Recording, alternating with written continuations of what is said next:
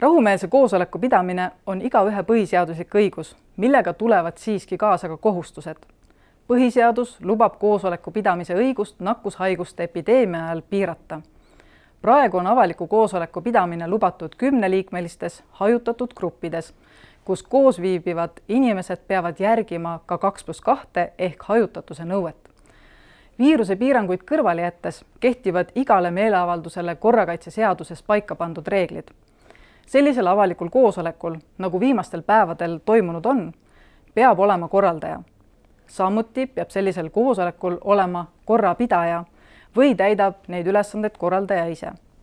Need reeglid on paika pandud selleks, et osalejad saaksid oma sõnumit edastada ning tagatud oleks ka kõikide teiste inimeste õigused, kes siis piirkonnas liiguvad või elavad. Eelnevalt tuleb politseid teavitada sellistest avalikest koosolekutest, mis vajavad liikluse ümberkorraldamist või mis takistavad siis hoonele või rajatisele ligipääsu.